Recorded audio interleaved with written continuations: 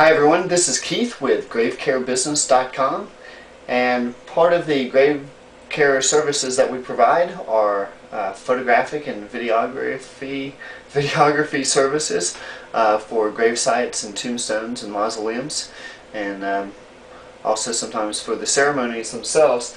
And so I've purchased a new point-and-shoot camera, which is HighDef, which is great because it's small and compact. Now, I've had a camcorder for a number of years, but sometimes that gets a little bit bulky. This new point-and-shoot will allow me to just throw it in my backpack and take it wherever I want to go. Now, what I chose was the Panasonic Lumix. It has a Leica lens. It's a 10 megapixel with a 10x lens, which is pretty much unheard of in a small point-and-shoot design. Now, this is the TZ5. The TZ7 has just been released, but the features of the TZ7 are marginal compared to the TZ5, and since there's a new product, they've actually lowered the price of the TZ5. I bought this from Amazon.com, and there's a link on gravecarebusiness.com where you can purchase this at pretty much the lowest price you can find anywhere.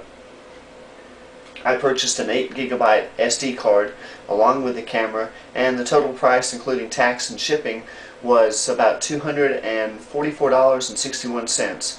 That is a bargain.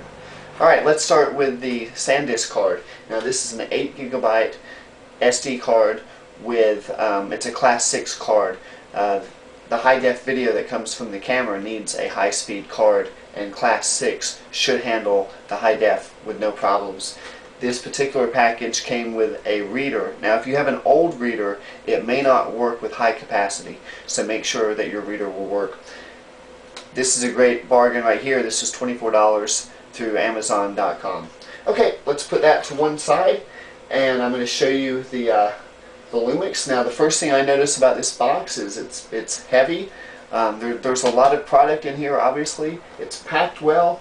You know, it's a box, but it's nice to see an aesthetically pleasing package when you get it in the mail. Alright, let's open this up. And you'll see the first thing that you get is software, which, you know, the drivers are on here. I think there are some editing features on this software too, so that'll come in very handy. That's good. First thing is an addendum to the instruction manual, so we'll want to read that.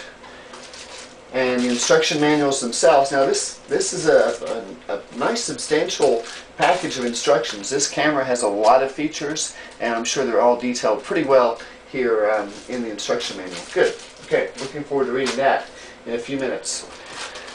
Okay, well, the first thing we get, as you get in any camera package, are the cable bundles. There's a USB to camera and a camera to television. So if you want to view your videos and your pictures on your television, you can do that. If you want to dump your pictures directly to your computer without using the card, I guess you can use that cable. Okay, that's pretty standard with any camera. Alright, well, the first thing we see is the battery, and it is a lithium-ion battery. It's uncharged, so I will have to charge that before I use the camera. Yeah, that's a nice little package. It's not too heavy. You don't want the battery adding a lot of weight to your camera. And wow, now this is a nice little feature. This they've sent a little plastic box. Now, it does not appear to be waterproof, but that'll be great to put a spare battery and close that up. It'll keep dust away from the battery, and it'll keep the battery from getting its leads scratched. Just if you throw it in your backpack and your camera bag. So yeah, that's a nice little feature. I like that.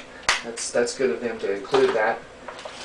Okay, the next thing we have here is this is the battery charger. Now that's a small, low-profile design. I like that. There's no sense in having a great big battery charger with cables and everything. You can see the outlet plug here is built in, and yeah, I like the size of that.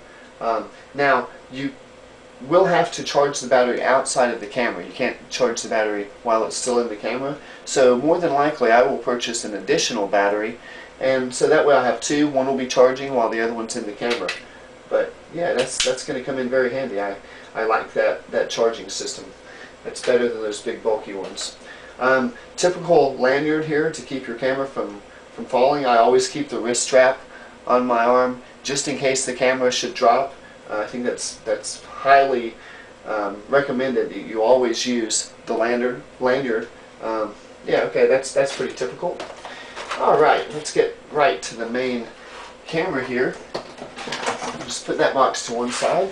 This comes well packaged. It's in an anti-static bag, clean bag to keep it clean.